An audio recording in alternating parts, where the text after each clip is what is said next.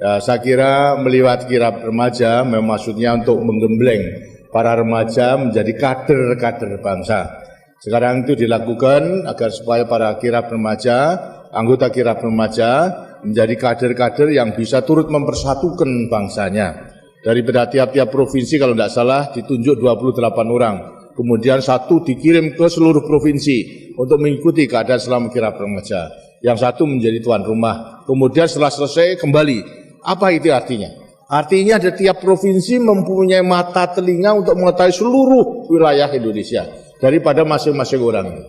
Kalau ini kemudian lantas berkumpul, lantas mengadakan diskusi, apa pengalamannya, apa yang disaksikan kebudayaan maupun juga kekuatan daripada masing-masing provinsi yang kemudian dianalisa, lantas akan bisa menemukan pula cara-cara yang terbaik untuk lebih menyempurnakan. Inilah akan merupakan modal yang baik dalam menyiapkan diri sebagai kader-kader bangsa. Karena yang penting pertama akan timbul daripada jiwa kepahlawannya kalau mencintai tanah airnya. Dan setelah mengetahui seluruh keadaan provinsi, pasti akan mencintai tanah airnya. Kalau sudah mencintai tanah airnya, tidak akan mereka melepaskan tanggung jawabnya sebagai pemuda untuk dapat mengabdikan dirinya kepada negara dan bangsa yang segera membangun. Apalagi kalau nanti dalam keadaan bahaya. Lebih-lebih dalam menghadapi globalisasi yang sekarang kita akan melakukan liberalisasi daripada perdagangan bebas untuk negara-negara berkembang tahun 2020. Berarti 25 tahun lagi. Anak-anak yang nanti umur tahun 2020 berarti 25 tahun berarti anak-anak remaja sekarang. Mungkin anak-anak pelajar sekarang. Anak-anak pelajar sekarang harus disiapkan benar-benar untuk mencintai tanah air, untuk mencintai produk dalam negeri. Kalau kemudian lantas di kelak kemudian hari ternyata dalam rangka mempersiapkan kompetisi bersaing dengan bangsa-bangsa lain kita masih kurang, arti kurang baik, kurang sempurna. Nah, untuk menghadapi banjirnya daripada barang-barang itu, maka hanya dengan mencintai tanah air, maka para remaja yang sekarang nanti akan hidup tahun 2020 akan menjadi benteng untuk mempertahankan daripada kelangsungan hidup negara dan bangsa.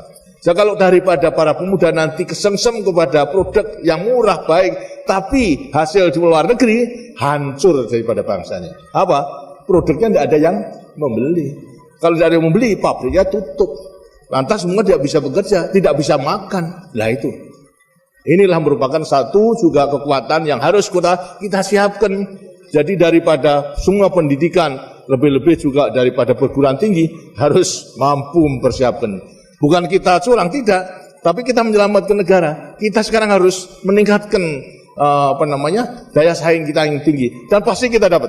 Kita yakin. Tapi andai kata tidak, senjatanya adalah mulai sekarang adalah nasionalisme, mencintai kepada tanah air, mencintai pada produk dalam negeri harus mulai sekarang. Jangan-jangan mulai sekarang sudah lebih cinta kepada produk import, nah itu sudah melatih diri yang kurang baik gitu. Sekarang harus betul-betul apa yang kurang baik, hal itu merupakan produk dalam negeri harus kita beli, kita gunakan. Jadi itulah maksudnya agar supaya mencintai tanah air berarti mencintai hasil rakyatnya sendiri, berarti mencintai rakyatnya sendiri, jangan sampai nanti hancur karena kita kurang mencintai tanah airnya.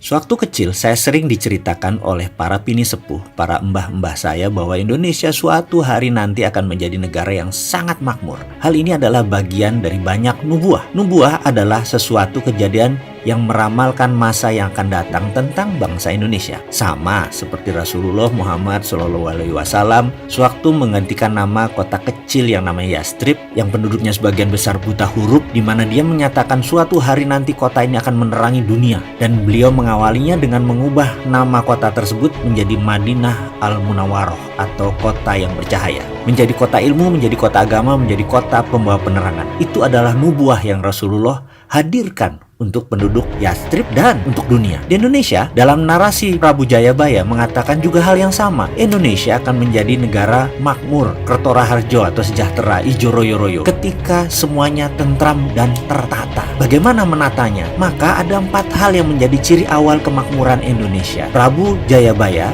menyatakan, 1.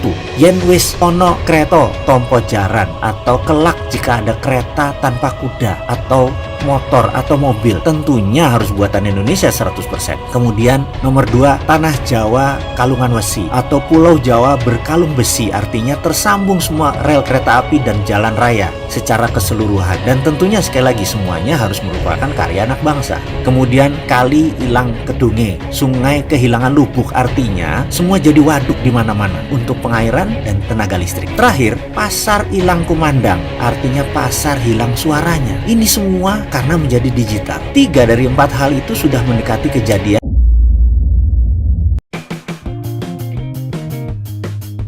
Pada tahun 2050, Indonesia diproyeksikan menjadi kekuatan ekonomi nomor 4 dunia, setelah Tiongkok, India, dan Amerika Serikat.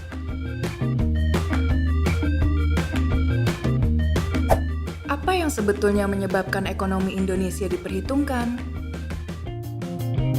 Salah satunya adalah populasi yang mayoritas berusia muda, dengan usia rata-rata sekitar 37 tahun.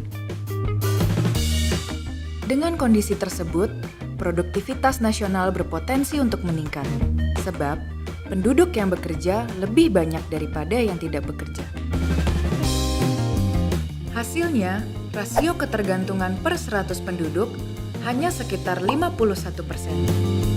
Ini berarti, tiap satu penduduk tidak bekerja ditanggung oleh 2 penduduk usia produktif. Dalam istilah kependudukan, hal ini disebut sebagai bonus demografi. Tapi, kita jangan cepat terbuai dengan istilah ini. Alih-alih menjadi bonus, yang terjadi malah bencana demografi. Contohnya, penduduk usia muda sulit mendapatkan pekerjaan, serta tidak siap bersaing di dunia kerja. Kalau begitu, bagaimana cara menghindari bencana ini?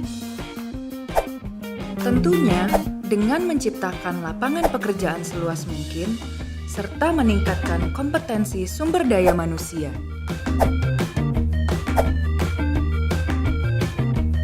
Ada 3 cara yang harus dilakukan, yakni pendidikan, pendidikan, dan pendidikan. Dengan pendidikan yang baik, sumber daya manusia akan makin berkualitas. Produktivitas pun meningkat, sehingga pendapatan per kapita juga akan naik. Yang tidak kalah penting adalah mengendalikan angka kelahiran supaya beban di masa depan tidak bertambah besar. Sebab, jika angka kelahiran terlalu tinggi, jumlah penduduk akan membludak dan akan menjadi beban negara jika lapangan pekerjaan tidak tersedia. India adalah salah satu negara yang tengah menghadapi ancaman bencana demografi. Di sisi lain, bencana juga bisa terjadi apabila angka kelahiran terlalu sedikit dan jumlah penduduk produktif rendah. Misalnya, yang sedang dialami oleh Jepang. Indonesia pernah berhasil mengendalikan populasi dengan program keluarga berencana. Sepertinya, program serupa perlu dilakukan lagi, tapi tanpa paksaan ya. Secara agregat, PDB nasional yang besar memang penting. Tapi yang lebih utama adalah PDB per kapita atau produktivitas masing-masing penduduk. Karena bagaimanapun, yang dipakai untuk berbelanja bukan uang ramai-ramai, melainkan uang yang berasal dari kantong masing-masing penduduk. Lanjutkan kembali, ini dia jebakan atau sindrom middle income trap. Ini menjadi salah satu kondisi di mana ya biasa suka terjadi begitu ya, apalagi untuk yang di usia-usia tertentu begitu ya. Apakah millennials masuk di dalamnya seperti apa? Kita langsung saja. Saya sudah bersama dengan Julius Andre, Independent Financial Advisor of Joska Indonesia. Halo Mas Andre, apa kabar siang? Kita samakan persepsi terlebih dahulu ini juga untuk pemirsa di rumah. Middle income trap itu biasanya kondisi-kondisi yang seperti apa sih yang biasanya lazim dan sering terjadi di Indonesia? Oke, kondisinya tadi sudah disebutkan bahwa memang middle income trap itu berasal dari istilah di mana sebuah negara berkembang susah naik ke negara maju. Cuman ternyata penyebabnya nggak cuma ke negara aja, warganya juga perlu berubah. Karena mereka kalau nggak berubah mereka bisa ke trap.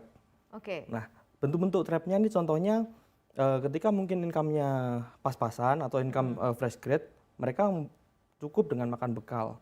kemudian atau makan di kantin kantor.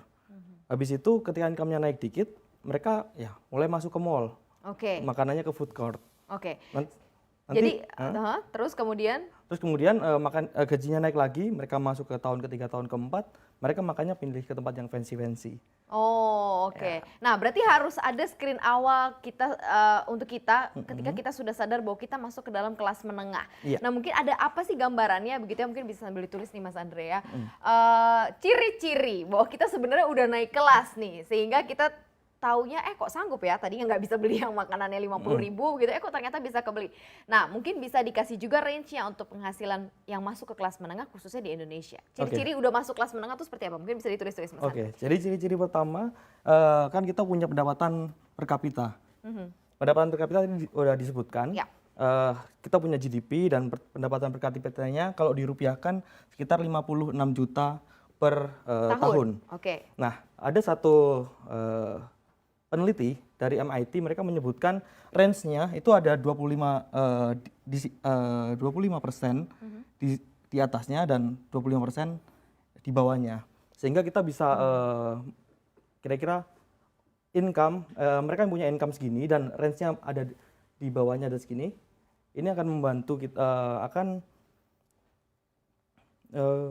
Gambarannya seperti ini ya, begitu gambarnya ya. kira-kira seperti ini. 56 juta per tahun berarti kalau misalnya dihitung gaji UMR di Jakarta itu 4 juta, setahun dia baru 48 juta, berarti dia berada di posisi ini begitu ya. Iya, masih ada di bawah itu. Di bawah 56 juta Betul. berarti belum masuk ke dalam kategorial middle income begitu Middle ya. income. Penghasilan rata-rata begitu atau penghasilan menengah begitu ya. Nah, sementara kalau yang di atas dari 56 juta Iya, ini berarti sudah masuk ke dalam middle income gitu masuk ya. ke golongan middle income. Betul. Oke, supaya kita menyadari dan ini sudah ada patokannya nih, jadi Anda bisa hitung gaji Anda berapa sekarang, ada nggak segini begitu ya, 56 juta setahun. Nanti kita coba bedah lagi lebih detail begitu ya. Sebenarnya sih lebih yang kita arahkan sih bagaimana supaya nggak masuk sindrom itu gitu ya, supaya melek investasi juga dari sekarang ya. Kementerian Perdagangan harus punya kebijakan dan strategi yang tepat untuk mengembangkan pasar produk nasional kita. Misalnya dengan mendukung program Bangga Buatan Indonesia. Bangga Buatan Indonesia. Pusat perbelanjaan, mal, harus terus didorong. Jakarta sampai ke daerah, dorong untuk memberikan ruang bagi produk-produk Indonesia, khususnya UMKM. Jangan sampai ruang depan, lokasi-lokasi strategis, justru diisi oleh brand-brand dari luar negeri. Ini harus mulai digeser. Mereka digeser ke tempat yang tidak strategis. Tempat yang strategis, lokasi yang baik, berikan ruang untuk brand-brand lokal. Branding harus melekat agar masyarakat lebih mencintai produk Indonesia dibandingkan produk luar negeri. Karena penduduk Indonesia, penduduk kita berjumlah lebih dari 270 juta jiwa. Seharusnya adalah konsumen yang paling loyal untuk produk-produk kita sendiri. 270 juta adalah jumlah yang besar, pasar yang besar. Ajakan-ajakan untuk cinta produk-produk kita sendiri, produk-produk Indonesia harus terus digaungkan. Produk-produk dalam negeri, gaungkan. Gaungkan juga benci produk-produk dari luar negeri.